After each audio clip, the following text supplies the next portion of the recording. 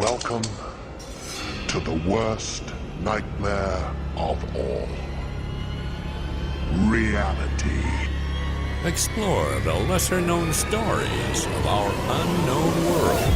Join the pursuit of the paranormal with Ash and Greg.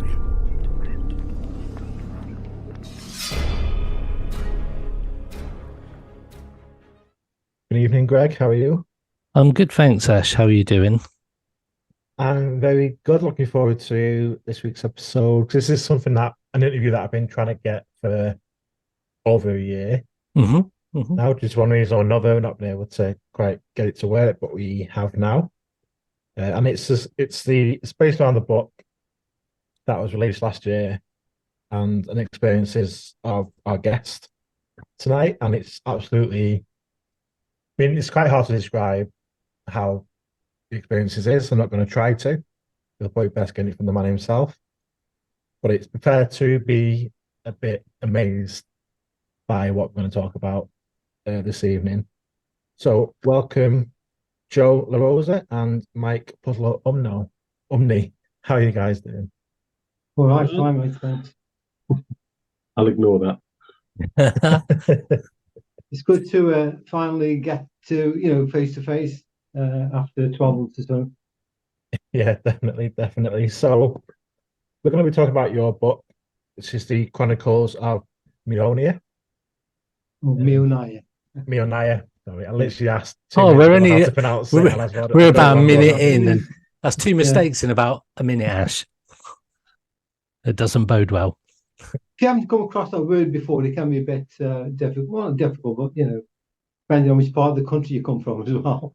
Yeah, great. That's a northern way of saying it. Let's go with that. So the Chronicles of Meonia. Yeah. Meonia. Meonia. Forget that, right? Don't worry where it's. The Chronicles of Meonia. There we go. So first off, before we sort of go into the book and your basically your life story, basically, what this book delves into, just want to introduce us just who are you and how this whole thing came about. Well, I was born in Italy and I came over with my parents when I was about 4.5 years old. And when I was about 5, I started having some rather strange experiences, which at the time, obviously being a young kid, you wouldn't understand. And basically, I was having out-of-the-body experiences, but not understanding what the hell they were and what was going on. And it started with this powerful feeling, this vibration that manifested in my head, in my forehead, and just flowed straight through my body. And I would start turning, inside my body. And then I started moving out, and I thought, what the hell is going on, even at that age? And I decided, no, I don't want this. It was frightening me because obviously I had no understanding of what was transpiring. And so it was something that kept on manifesting itself for a certain amount of time. But I stopped the vibrations from manifesting, actually. I slowed them down. And gradually, over a period of time, to about 15, something like that, they just kept on basically, not dying, but they slowed down. And so when I left school at 15, I decided that I needed to find out exactly what this event was that happened when I was younger. And I went through the Bible and all that type of stuff, but there's nothing there. And eventually I discovered astral projection as one of what they call the siddhis in the Eastern religion.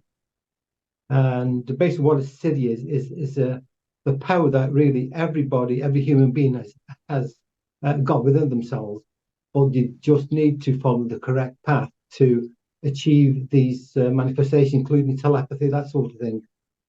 And so I continued reading, and over a period of time, probably right up to about till I was about 22, something like that, I started to experience different levels of awareness through meditation. And one particular night, I had this massive event where my third eye opened, and it was basically the color green. And then that particular night, I actually astral projected correctly, properly. and I was floating at the top corner of the ceiling, looking down on my physical body in bed. And it was quite an odd experience, that was. And since then, I've had quite a number of different manifestations. But moving on through the year, before I came involved in Meonia, a friend of mine who was a reporter in the Sun, which is in the book, wanted me to come over and meet some people who he'd come across regarding this really strange story of paranormal phenomena.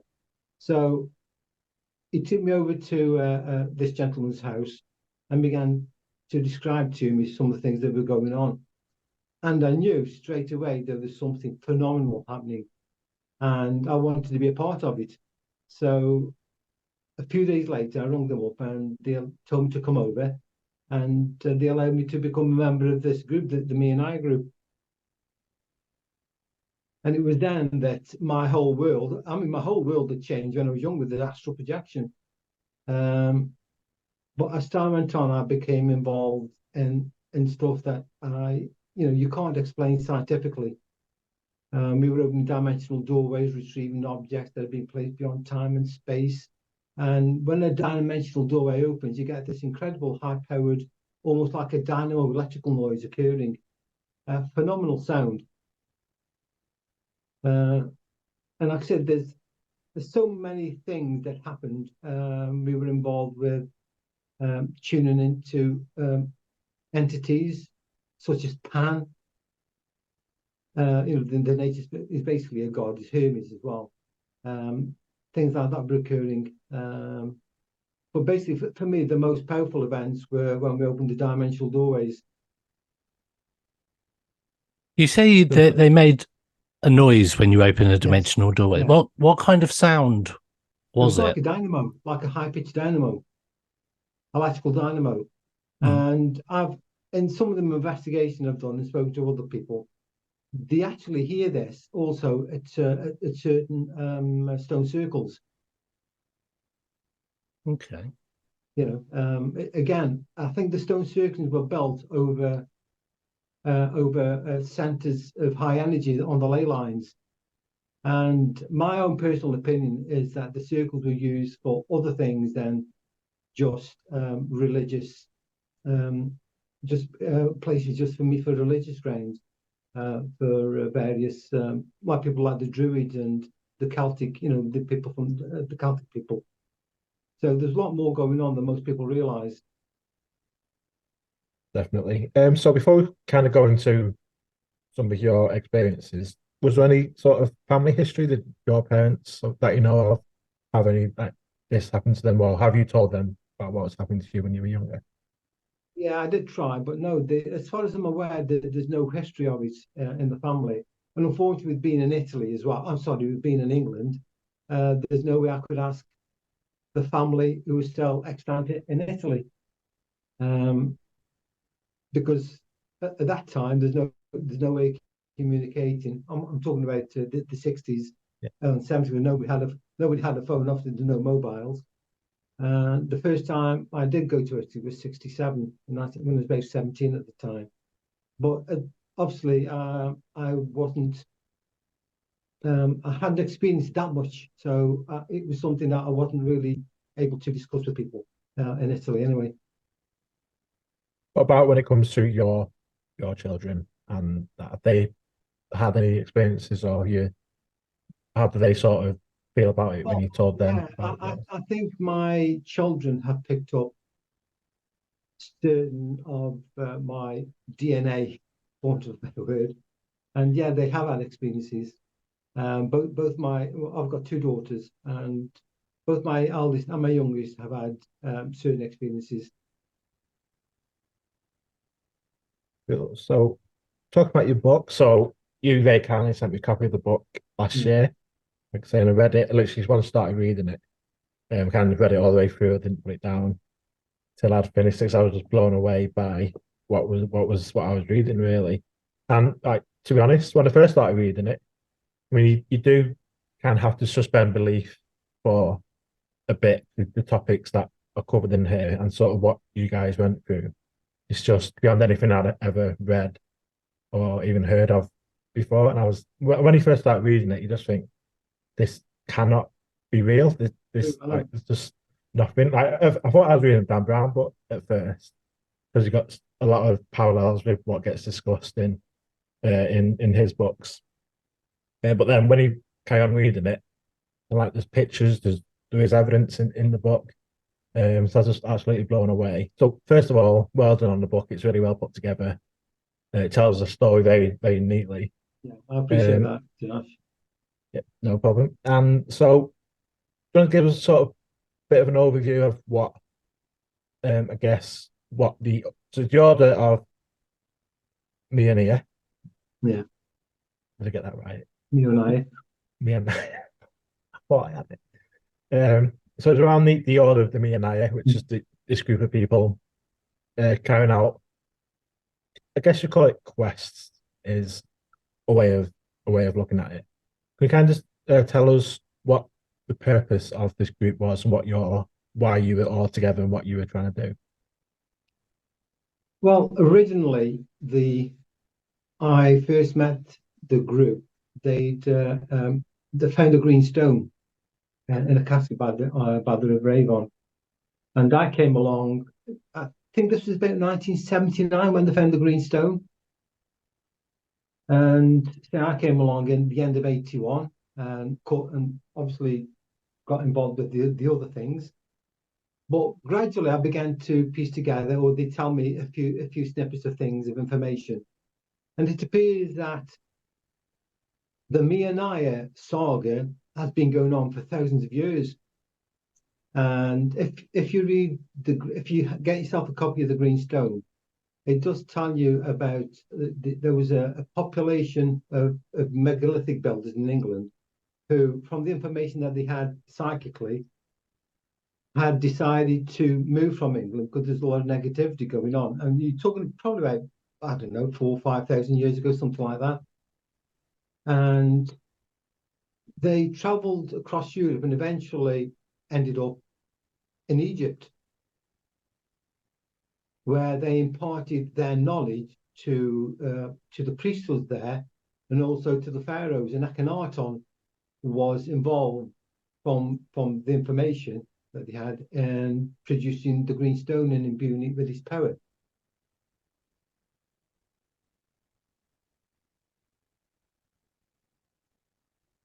So this me and I thing goes back a long, long way. How does it feel that you were part of this? Obviously, this has been going on a long time. Not many people are aware of it. So how does it sort of make you feel that you were a part of this incredible story, this journey? Well, 12 months prior to my meeting Graham Phillips and Teddy Shotton, who were two of the people involved, two of the main people, I'd had a strong feeling that I was going to be involved in something, that there's something in front of me, but this feeling was so strong. I didn't know what it was, but I knew it was out there in front of me. And when I met Terry, and then later I met Graham Phillips, he's like the medium of the group, as you probably have read, and he's written quite a few other books as well. That I knew that there was something phenomenal going on, especially with the things that, with the green stone, the discovery of the green stone, and some of the things that are recurring. And to me, it read like it sounded like a fantasy, but I knew it wasn't.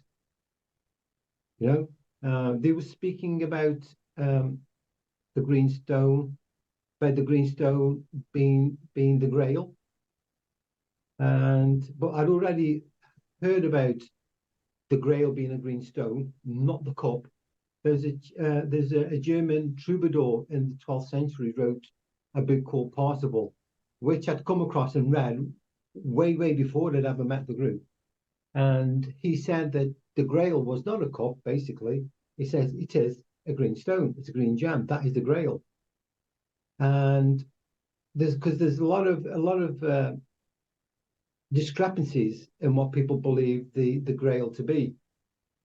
And this is one of the things that I realized, that the green stone the Meonia stone may purportedly be the Grail that's been been taught about through through history, and especially since Wolfgang von Eschenbach, difficult to say his name, stated that the Grail was the green stone. It's because he was also an alchemist, and there's a lot of things that he wrote in his book.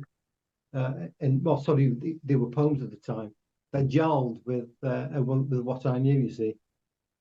And obviously, with the writing of the Green Stone, that sort of kick-started everything off in this time period, because as I said, it's been going on for quite a long time, 1,000 years, really. So, just taking it back just a little step, where you mentioned about you astral projecting when you were young, how does your brain cope with this kind of insanely different view of reality that you almost instantly get the first time that happens? Because obviously that's not a typical thing that happens to a child or an adult, really. So how does your brain process, or what was your thinking around that? Well, at the time, I couldn't really tell you what was going on through my head as far as the thing. Just I knew that something was occurring, and it never happened to me before. And first of all, I won't say the word was fascinated, but I was intrigued by this feeling that had where this thing was happening in my head. I know now to be an energy, and it was just flowing through my body. And as it flowed, the faster it got, the more intense this feeling became. And then I began to turn inside my body like that. And you can feel the thing that you call the I, the self, the ego, whatever it is, turns with you. Okay. So at one time I ended up with the feeling of self at the bottom of my feet. I completely turned inside my body like that. And then I began to move out. I thought, oh, what's this? What's this? What's this? And I became frightened, and I stopped it from occurring, and ended up being back, as I normally was, with the feeling of self inside my head. And I was awake then. I wasn't asleep. Nowadays, sometimes with me, it happens when I'm asleep, but I wake up in an altered state of awareness, which, unless you've had that, it's difficult to explain. Your body's asleep, but you were awake. Okay. And over a period of time, as I've got older, the intensity of these astral projection changes somewhat, and as much as the vibrations don't occur as often. But what happens when you do project, this feeling of self, the ego, goes with you, right? Because they say that there's several different bodies that you actually have, not just the physical, not just what they call the dream body or astral body, is also the energy body as well. There's several bodies. So the esoteric law goes, but I realized one time that when I projected, I could feel this feeling of self, this ego which goes with it. And I realized that what was actually happening is that this reality that we have, that we experience, isn't really the reality what we believe it to be, because I should not have this feeling of self outside of my body. Okay, but there was me lying in bed on quite a number of occasions next to my wife, but I wasn't there. I was up there, and it's quite an odd sensation. Did you get like a feeling that it was going to happen?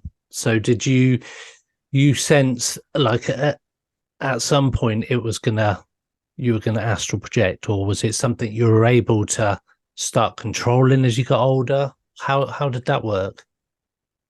So I find the whole astral projection thing fascinating, and it's something I've always wanted to try. Yeah, but I think it varies for different people. With me, it still started with this vibration, this feeling, but it wasn't as strong as it when I was younger. Maybe changed slightly, I don't know. But it always starts with this feeling, this vibrational frequency. But I'm in an altered state of awareness, which means that my physical body is still asleep, but this ego feeling, is awake. And the altered state is something different to what you perceive when you're in your physical body. That's the only way I can explain it. It's different. It's a different state of awareness to how you are when you're in your physical body. So were you able to control where you went? Or are you able to control where you go, should I say? You can do. But one time, what I said is that, well, let it be as it should be, but not as I make it. Because when you're out there, especially if you're on the astral plane, you can create what you want. And what I wanted to do is they're trying to tell me something, the me and I a lot. I want it to happen without my interference. I want them to take me, or whatever it is, this energy, power, whatever it is out there, to take me or do what it needed to do. So I said, let it be as it should be, and not as I make it. And I like that. As soon as I thought that, I was flying through the air like at an incredible speed. And I ended up going through what looked like a castle, through a tower. And I won't tell you too much about it, because then it goes into the mystical side of stuff, you know. And I'm not that great at explaining things, anyways, you can tell. So to go even deeper, I prefer to go full face to face, really, you know. Like, but anyway, yeah, it is an odd experience. And if anybody wants to try and do it, I wouldn't stop them, because it is an incredible experience to have. And then you might get some understanding. I get the impression that with astral projection, the experience that you're describing is almost sounds similar to when people take ayahuasca or psilocybin and have a connection with these entities in essentially a different reality. And I get the impression from what you discussed there that's a very similar kind of way that the shamans, and that when they use ayahuasca a lot, that's the kind of projection they have of themselves. They understand everything at that point. They understand what everything is, what you are, and that people have kind of, it's almost like a life-affirming experience. Did you get a life-affirming experience when you projected? God, not half. Yeah. Not half. Basically, it tells you that what you believe this reality to be, and what people tell you and what people experience, is not as you believe it to be. It's not. I discovered it's more pliable in the sense that you can use your mind if you reach this high state of awareness and to be able to control certain aspects of yourself, the spiritual side, that you can do things that people would not believe. Like I said to you before about the cities that some of the yogis possess and have utilized. But yeah, astral projection is probably one of the most easiest ones to achieve. But obviously you have to set your mind to it and practice, really. That's what it's about. So moving back onto the book again, Right. and your journey. So you had a lot of what we call battles, psychic battles at various places around the UK. These old buildings, these old religious buildings, famous ones that people will know. People will know these places that you went to on this journey.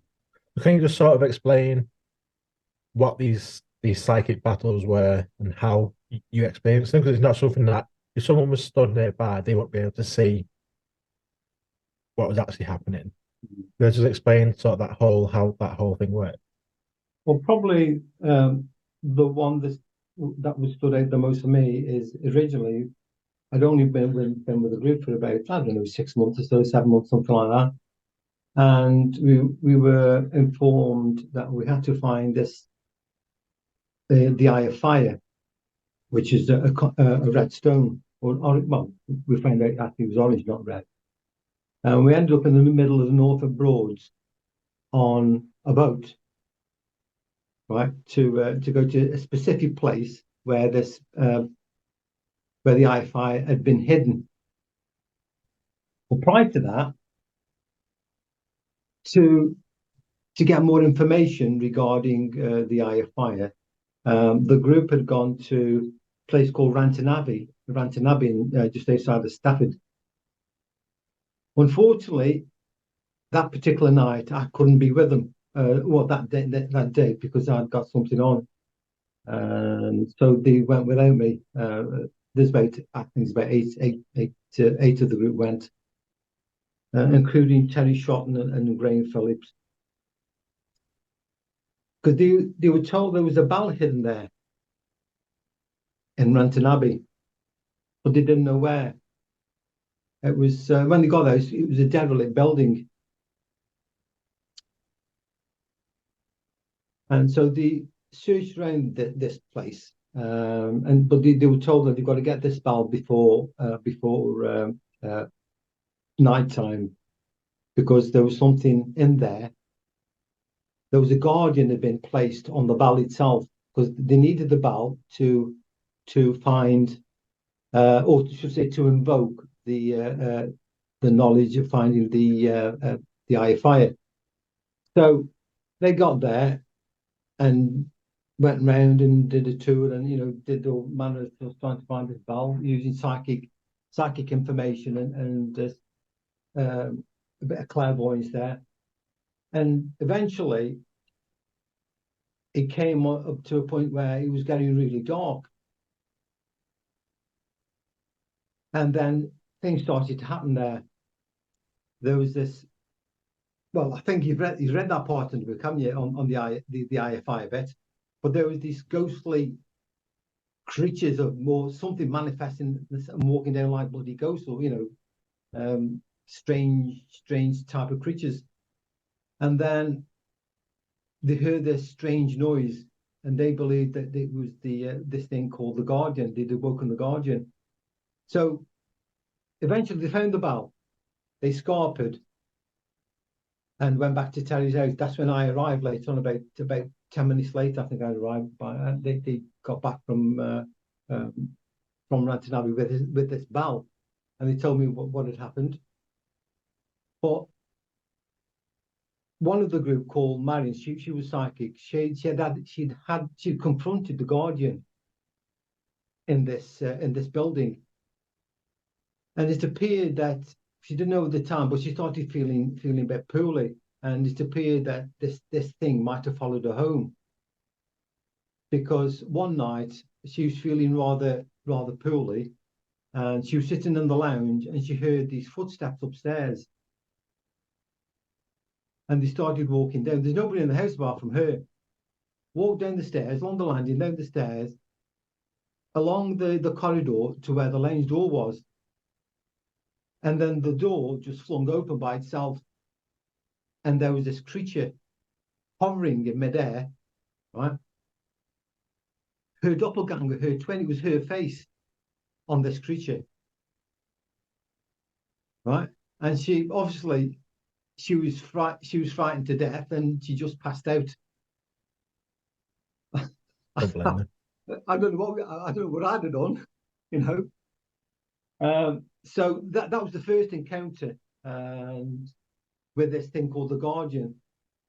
And when we were on the boat, this Guardian came back, but he came through Graham, who'd gone into trance. And I knew it was on the first night they were there, I knew this thing was coming through, because Graham's breathing was different when he went into trance. His breathing was different then. And his eyes rolled back and they were just white. I thought, oh shit, this bloody, I knew it was the Guardian. And all hell broke loose. That night on the boat. There were 6 of us on the boat. There's four men and two ladies, including myself. And like I say, all hell was broken loose. There was, we managed to grab hold of Graham, and Martin, one of the lads, it got hold of Graham like this, with his arms around him. And we were saying that we're trying to explain to the Guardian that we had been sent there by the person who'd hidden the red stone.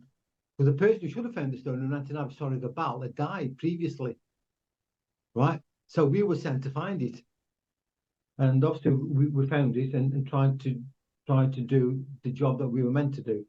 But like I said, Martin had got hold of Graham like this, and we said, we've been sent, and said, we mean you no harm. And Graham said, or the guard said, well, why is this being holding me so tight?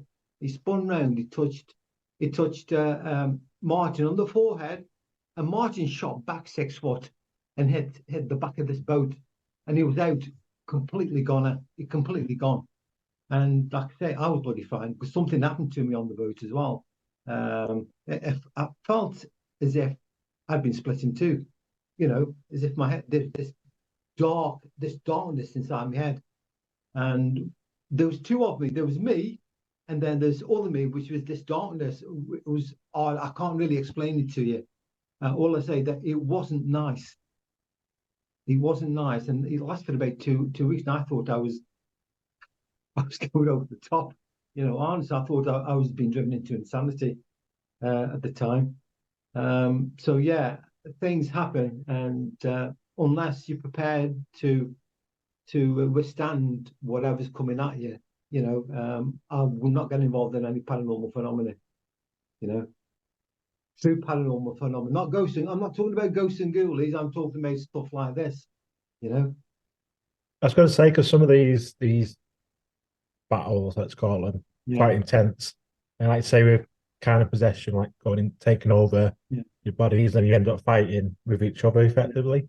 So how did it kind of affect you? So after the fact, so say like you're back home, you're completing this part of the journey, how does that affect you in your day-to-day life, like both physically and mentally? How do you go back to kind of living a normal life, so to speak? Well, before that, I would tread where angels feet to tread, as the saying goes. After that, I was more wary, because I knew that I didn't have the knowledge, even though I thought I had at first.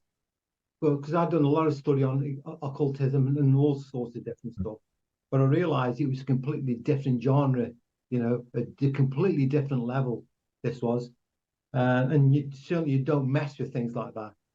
And so, what it did, it basically made me step back and think about what I was doing, and realise that these things you don't play about. You've got to be with a group that's protected, because there were other entities coming through and obviously helping us along the way. In fact, the thing that got rid of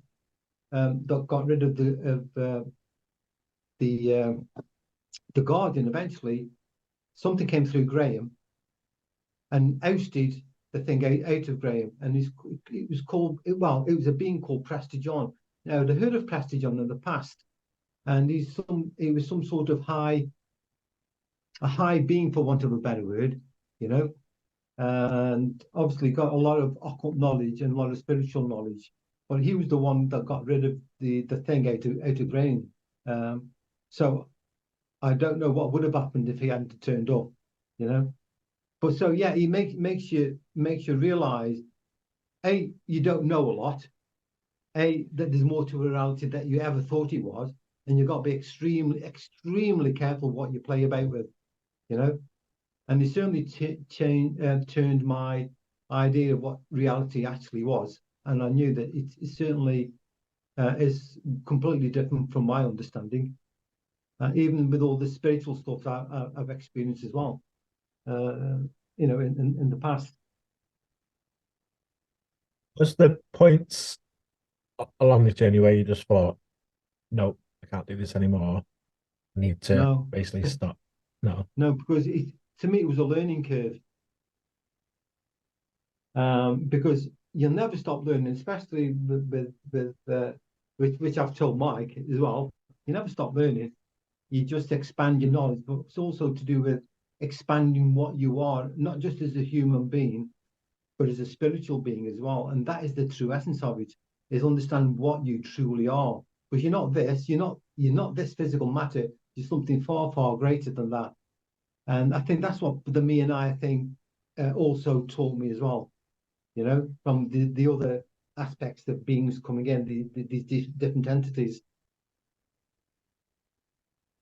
So you talked about the Eye of Fire, the green stone, which you believe to be the Holy Grail that has been obviously passed down for centuries and centuries, well, millennia. So what was the end goal? What was the whole purpose of all this? Why was this all happening? Yeah, that is the $1 million question, and that's what I spoke to Graham about a couple of months back when we met up on one of his tours that he does on the odd occasion. And my own personal feeling is that we didn't complete what we were supposed to have done. Maybe we weren't supposed to complete it. I don't know. But I think, to all intents and purposes, it had something to do with what's happening now in the world, right? There's some real evil going on. And my own personal opinion is that part and parcel of that, from other stuff that happened within the group and the information that we were given, it's all to do with this end time stuff, to do what's going on. And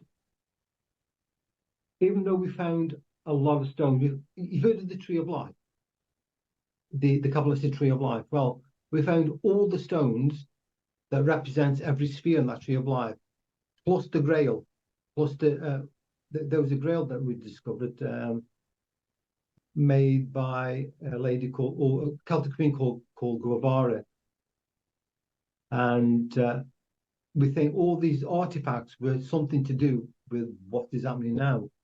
But unfortunately, the group splintered. So I don't think we actually achieved what we were meant to achieve. Whatever that was, I can only go by what I think, and some of the information that we received, while I was with the group.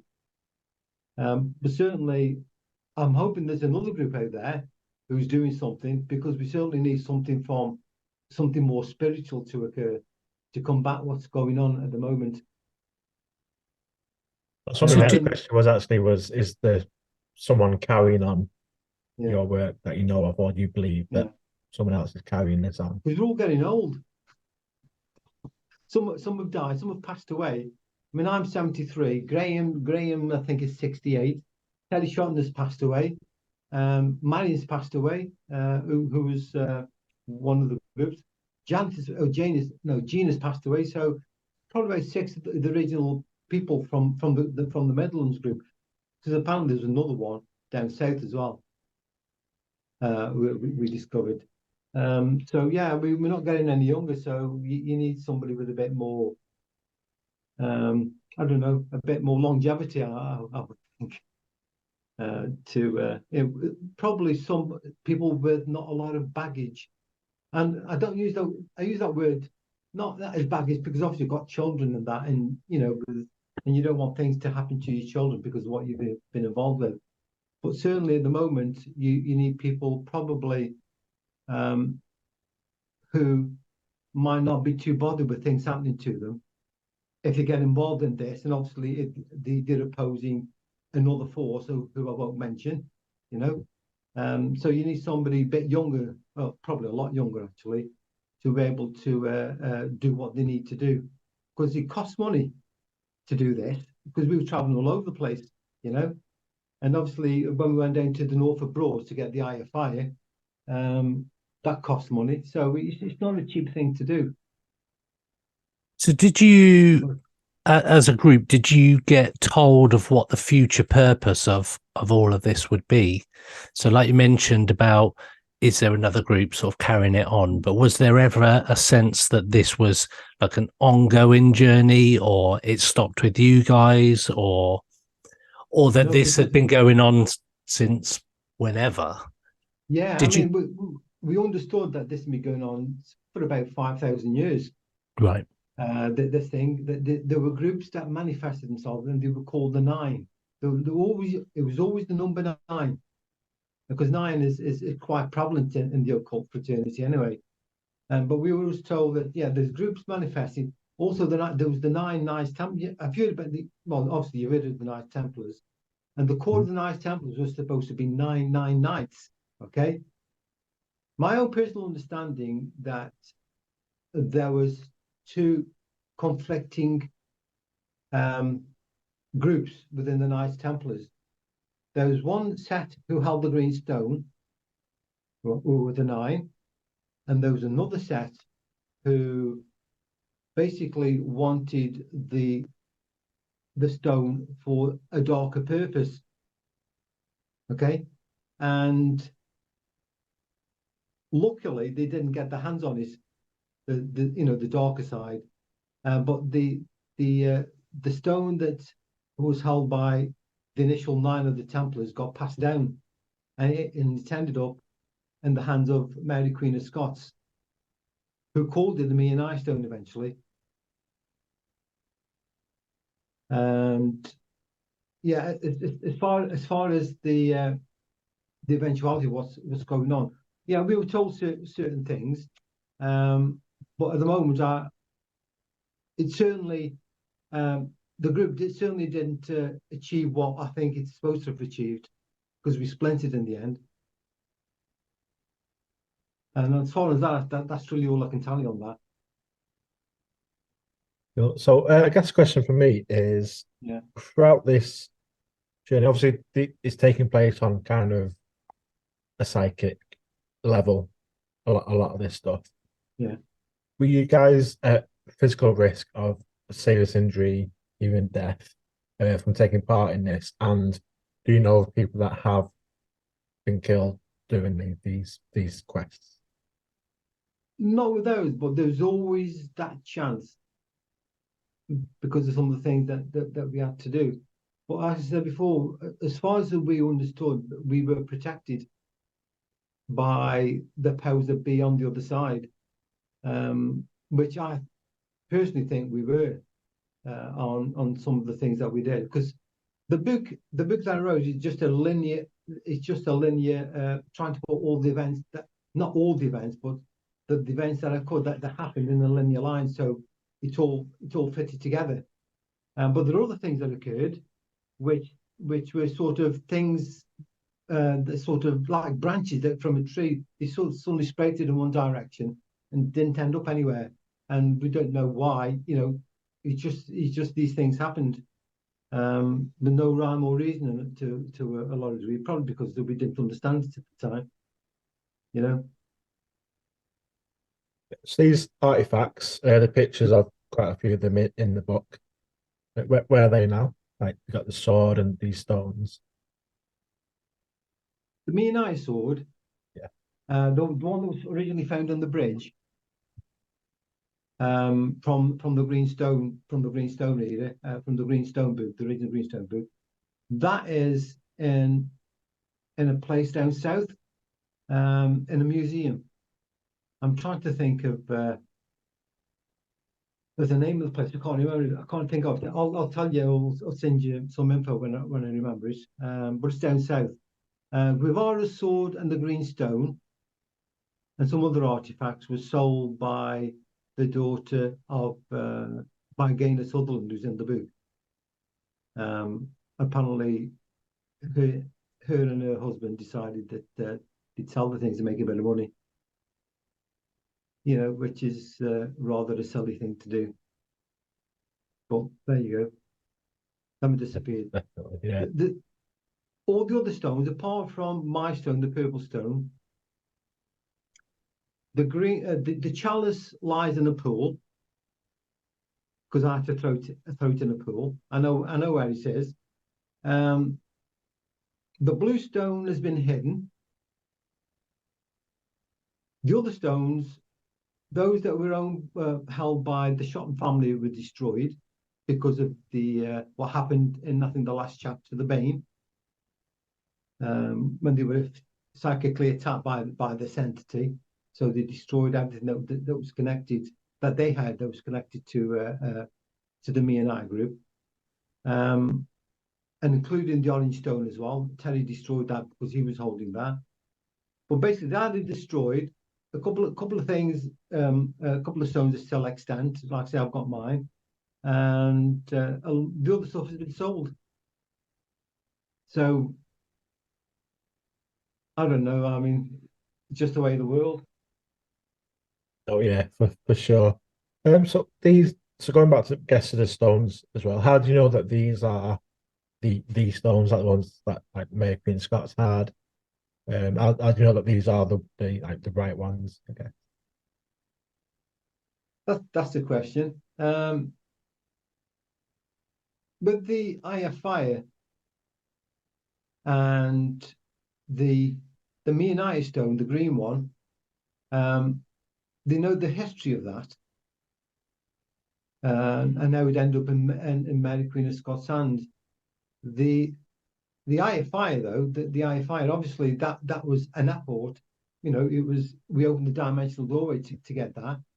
5 of the stones, which again is in one of the chapters, just appeared like flashes of light whizzing across the sky. Ended up in the pool in Terry Shotton's garden. There's a little well. They all ended up in there, and they had to furk them out. So those 5 I know are definitely part and parcel of the Meonia saga. The original purple stone that was in the well, that appeared in the well as well. That was destroyed by the person who basically had taken that position on the Tree of Life, the purple sphere. He destroyed that, and the main reason being is that he wanted out of the group because it was, unfortunately, it was taking its toll on his mind. Fear, basically, from what he'd experienced. So he destroyed a stone. The purple stone I've got is a replacement of that particular stone, which, as far as I understand, manifested when Graham was in trance. He woke up and he was in his hands. But for me to obtain that, I didn't even realize at the time that, there was another purple stone. And again, it's in the book about the purple stone and what I had to do to basically to achieve it, which I didn't even realize I was doing at the time anyway. So most of the stones, as far as I understand, are truly linked with the Meonia saga. The purple stone, I believe, is because, like I say, Graham was in trance when it manifested in his hands. So there's another stone actually, which appeared in the well at the time when the others came, and that was a diamond-shaped yellow stone. I can't remember what type of stone it was. Unfortunately, the chap who held that, he actually moved down south to Torquay, and he's since died. So I have no idea what happened to that one. The black stone, which again was another one that appeared in the well, disappeared. It just disappeared one night from this the lady who held it. It just disappeared from her jewelry collection, for want of a better word. And I think it disappeared twice, from what I understand. But yeah, that's all I can tell you about the stones.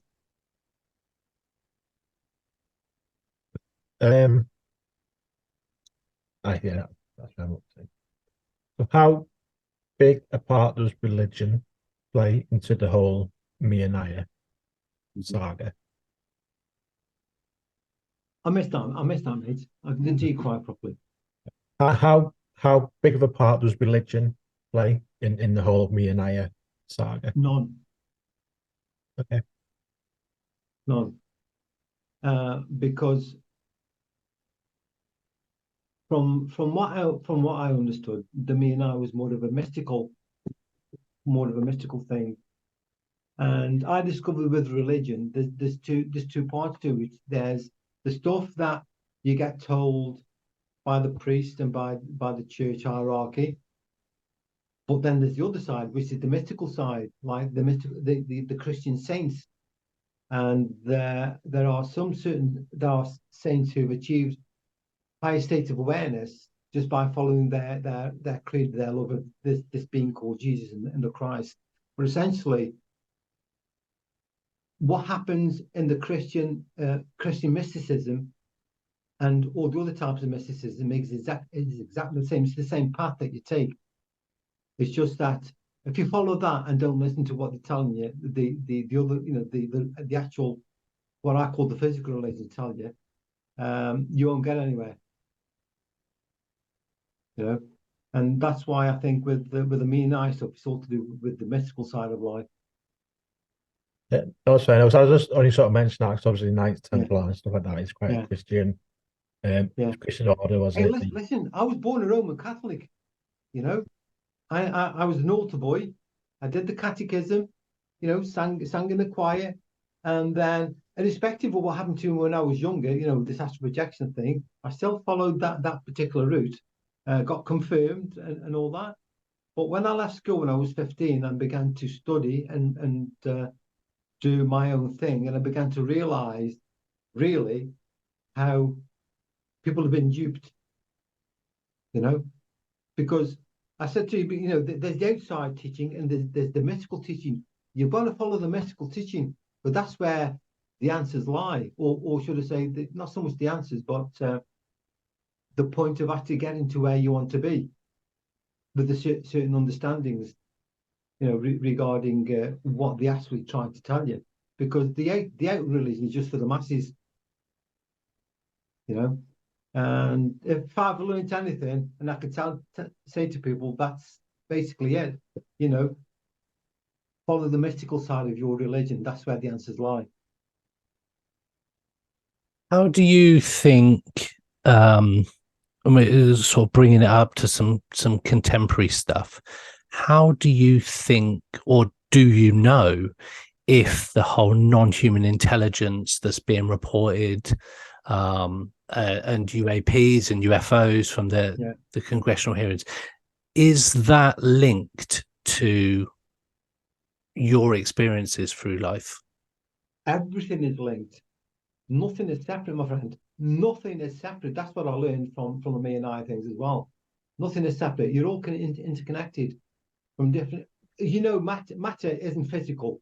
Mm-hmm. Matter is just the end result of an energy output of vibrational frequencies that go into the infinity, really, or to the edge of infinity. And so, everything is interlinked, as Michael will probably tell you anyway. I mean, I studied. Listen, I went through UFOs and cryptids when I was younger. I went through that, and I began to realize that there's more to the UFOs than meets the eye. I began to believe they were more paranormal than actual physical, and more interdimensional than probably paranormal. Because paranormal is just a word that we use to try to explain something that we know nothing about, really. Trying to explain, fit it into our sort of physical terminology, but you can't do it. And so, everything is interconnected. And if they tell you otherwise, they're bloody lying. So have you been, or were you and the group, I guess, met with much skepticism? So how much have you sort of told other people the story? Well, obviously apart from the book. There are people who don't believe it. There are people who think that, it never happened. One particular member of the group, who was an important member of the group, told her husband that things never happened. But I can tell you this, when I was there, the things that I witnessed bloody well happened. I'm not, they can't dupe me in a lot of respects, because if I'm there and I witness this stuff, because especially with take for instance, and I'll tell you what happened with the eye of fire when we were on the boat. When we went to get the eye of fire, we came from a place called St. Benny's Abbey, because it was shaped like a bell. And we had to ring this bell to try and invoke the IFI to manifest itself, because it should have been there. But when we tried to park the, I don't know, not park it, but to put the boat, to moor the boat, we couldn't, because there was a fishing match on, and we had to go miles out of the way. And by the time we managed to moor the boat and race across country to get to the tower, it was too late. We had to be there for a certain time.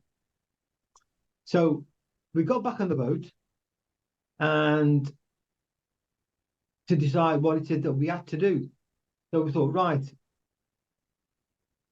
we'd have to basically just follow our intuition to where we think we have to go.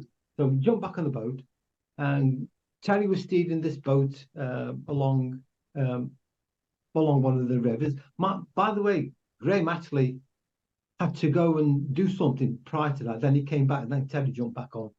And then we ended up down a stretch of this particular river. I can't remember the name of it now. And it was absolutely chucking it down, absolutely belting down. The river was bloody like this. It was like, well, the waves of that bloody, I can't describe it, my friend. Honestly, it was awful. Then we were coming down the river, and we rang Marion up, the psychic who was in Wales. He said, "Can you give us a hint to where this thing might be? What we might be hidden, or where we have to go to?" So she gave us this hint, what she could see psychically. And so in the distance, we could see this, it's like a bank of trees, like a forest.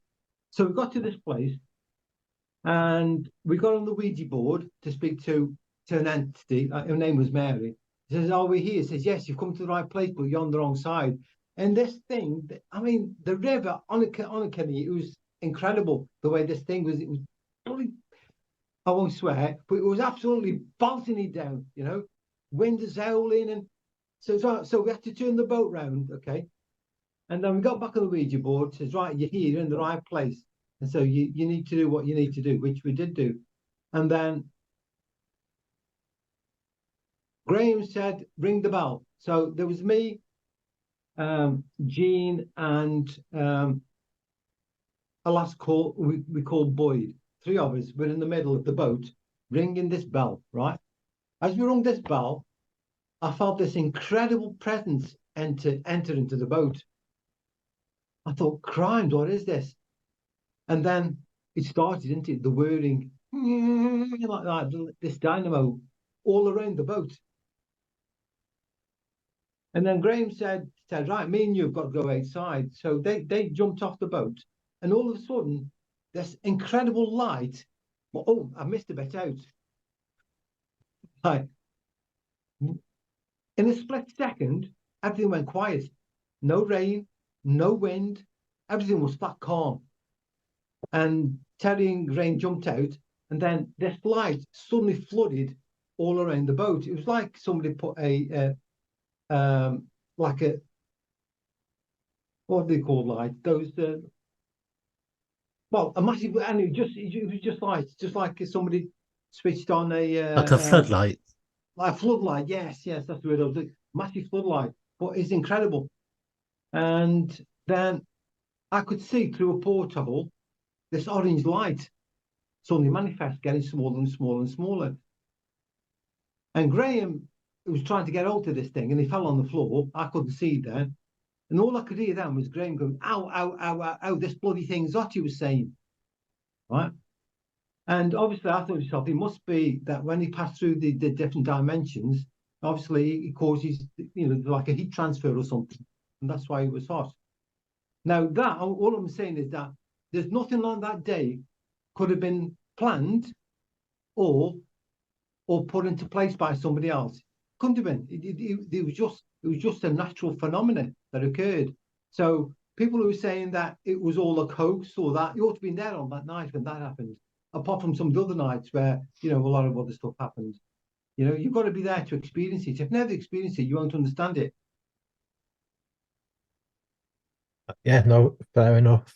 So do you miss it? Do you miss that part of your life? In some respects, yes. Obviously, when you witness that type of phenomena, it's like a drug. And you must know if you go and go something like that, you want to experience stuff. But when you experience stuff that's so far out there, you know, you want to experience more. But we were always told by the if you want to call them the spirits, the entities, whatever, is that it's only there to teach you. You know, it's there for a reason, but don't treat it as if it's a religion, you know.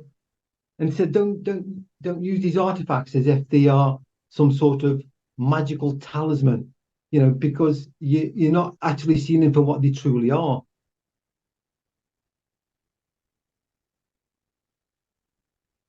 Yeah, no, that's totally fair enough.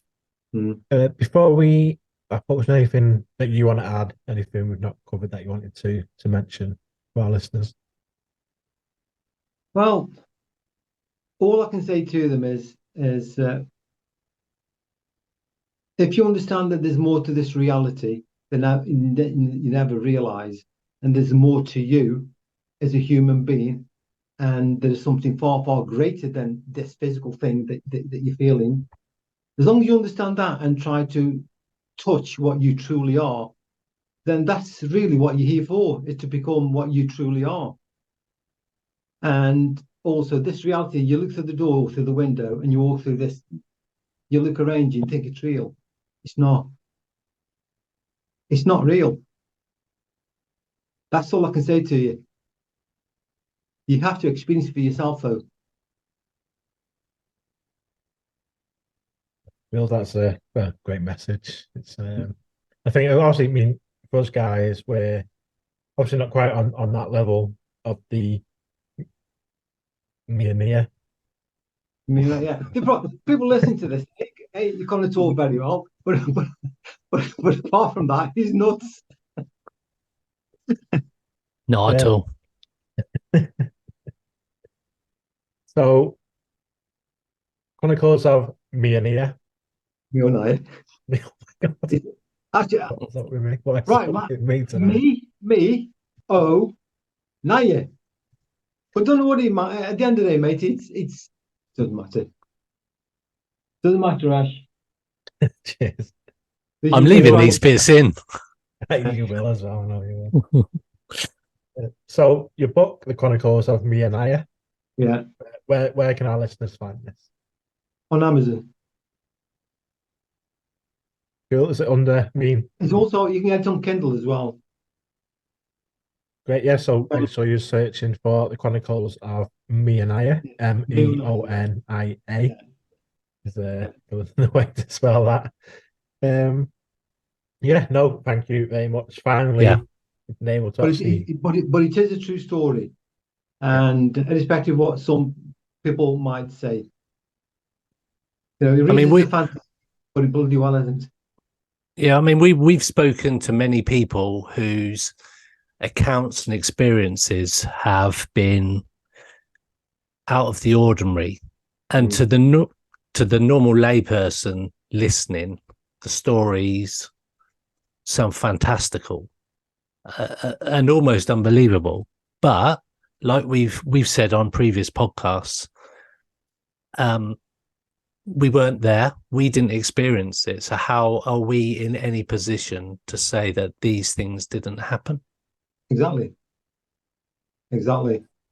And it is up to the individual themselves to attain that sort of knowledge to be able to experience that themselves. But it's up to them. You know, nobody can force you. If it is that your life path doesn't take you along that route, all well, but obviously mine did. You know. Awesome. So that's The Chronicles of Meonia on Amazon. Is that right? At that time? Yeah, on Amazon. I always question myself every time I'm about to say it. Yeah. And throughout the interview, you've been sat next to Mike, who is your son-in-law and a friend of ours, has been on the show previously. And while you're here, Mike, you've got your own news recently. Do you want to plug your book that you just released? Yeah, it's good. Buy it. It's about If you want to tell us yeah. a bit about it. So yeah, it's Ape Men Aping Men. It's a beginner's guide to Bigfooting and the online community that sit around Bigfoot. Ups and downs, pros and cons. It's a little bit tongue in cheek in places. It's all honest. It comes from a place of love. It's never derisory. It's aimed at beginners and veterans as well. But the main crux of the message is the importance of impartiality and the importance of understanding that what we are interpreting the evidence as is opinion. It's not fact. We don't have any conclusive evidence, proof, call it what you will. And it's so very easy to forget about that. And everyone parades things around like we know this for certain. It's called Ape Men Aping Men because I don't like using the word hominid because it has a specific scientific meaning. And whilst I do believe that that's probably the most likely reason for these things, if they are real, we still don't know that for sure. So I call for the use of the word simioid, which just means like an ape. Yeah, that's basically it. Awesome. So that's Ape Men Aping Men, available on Amazon, as is Chronicles of Meonia by Joe La Rosa. Thank you both. Thank you, Joe. Thank you very much. On the book, isn't it? There's Giuseppe on the book, but I had to do it for a reason. But there you go. Yeah, so Chronicles of Meonia by Giuseppe La Rosa. Find that on Amazon. We'll also put links to the Amazon pages in the show notes and on our websites. You can link to there and buy it. And it's a fascinating story. I mean, like I say, you have to, I mean, when I first started reading it, I was just like, there's no way that this can be real. But as you read it and you hear more of the story and the people that were involved and sort of their stories, then it's the whole backstory that you can go and find out in other books and websites and stuff. It's all on there. So yeah, make sure you pick that up and have a read. And yes, thank you, Joe, for finally getting the chance to chat to you and for what I was going to say to you, Ash, is you need to speak to Graham Phillips. You need to get hold of Graham, or I can try and get hold of Graham for you, because he's also written. I had another book called Strange Fate, where he basically had another manifestation of an object, him and this other person who was with. But yeah, that's an interesting book in itself. Just to tie in with the me and I thing. Awesome. You find it interesting anyway? Yeah, no, definitely. The whole book's fascinating. It's just, yeah, it's hard to explain. I was trying to think of an intro to this episode. I was like, I don't even know how to introduce this book. It is incredible. So go and buy it. There's nothing, from my mind, and also the people I spoke to, there's nothing else like that out there in that particular field, apart from the books written by, to do with the me and I stuff before I wrote mine. But yeah, well, I'm glad you enjoyed it anyway, my friend. No, yeah, definitely. Thanks for like I say, about a year ago when I finished reading it, I reread parts and obviously in preparation for tonight. But yeah, thanks for coming on. It's been a pleasure chatting to you. Thank you both. All right, folks. Cheers. Bye-bye. Bye. Pursuit of the Paranormal with Ash and Greg.